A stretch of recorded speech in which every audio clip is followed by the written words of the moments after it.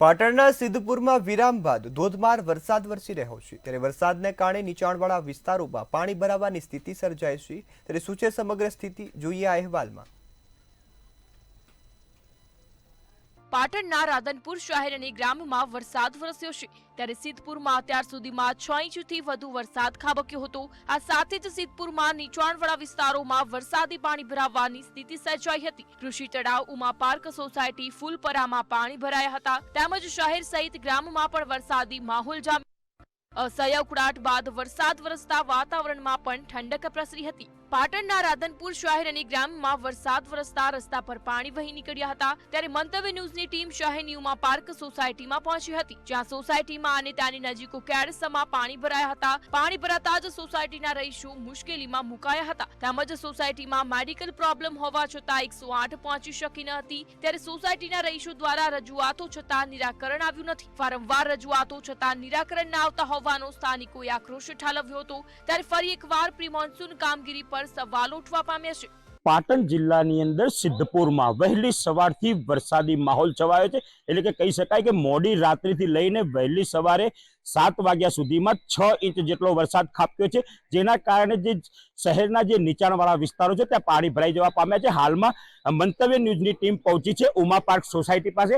હાલમાં જો વાત કરીએ તો ઉમા પાર્ક સોસાયટીની પરિસ્થિતિ સમગ્ર પાણીમાં ગરકાવ છે ત્યારે જે સોસાયટીના રહીશો છે તેને હાલ બહાર નીકળવામાં પણ કઈ પ્રકારની પરિસ્થિતિ જોવા મળી રહી છે તે આપ જોઈ શકો છો કે હાલમાં જે સોસાયટીના રહીશો છે તેને પાણીમાંથી બહાર આવવું પડી રહ્યું છે જેને લઈને અહીંના રહીશો છે તે ત્રાહિમામ પોકારી ઉઠ્યા છે। હાલમાં વાત કરીશું અહીંના રહીશ પાસે।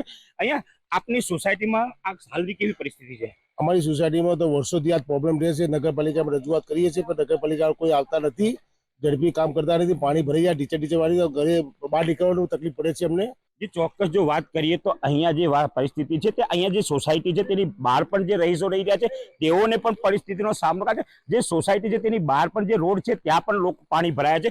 શું છે પરિસ્થિતિ આપની? કાલ રાત્રે સાહેબ જે વરસાદ પડ્યો સિદ્ધપુર ખાતે તો અહીંયા અમારા વિસ્તારમાં ખૂબ બધું પાણી ભરાઈ ગયું છે।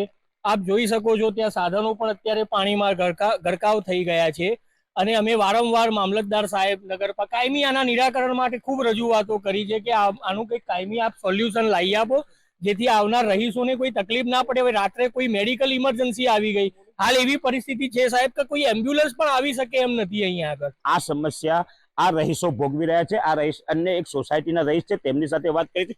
શું પરિસ્થિતિ છે હાલમાં? પરિસ્થિતિ ખૂબ ગંભીર છે। આ તો લગભગ છેલ્લા 10 વર્ષથી આની આ જ પરિસ્થિતિ છે। ઉપર કેટલી અરજી કરી, નગરપાલિકામાં કરી, કેટલી મામલતદારમાં અરજીઓ કરી, દર વખતે વરસાદ પડે ઉપર ફોન કરવા પડે છે કે ભાઈ આવી રીતના પાણી ભરી જાય તમે કંઈક કરો, પણ હતું એનું એ કંઈ સરવારે બધું શૂન્ય।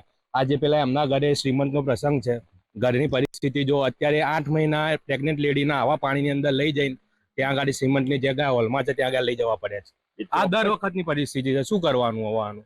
એ ચોક્કસ જો વાત કરીએ તો હાલમાં અહીંયા મેડિકલના પણ પ્રોબ્લેમો થઈ રહ્યા છે કારણ કે જે પરિસ્થિતિ છે તે આપ જોઈ શકો છો કે સોસાયટીની અંદર થી પણ વધુ પાણી છે, રોડ પર પણ એટલા પાણી છે જેના કારણે જે મેડિકલની પ્રોબ્લેમો બની રહી છે તેના માટે પણ આ સોસાયટીના જે રહીશો છે તે હાલમાં સમસ્યાનો સામનો કરી રહ્યા છે।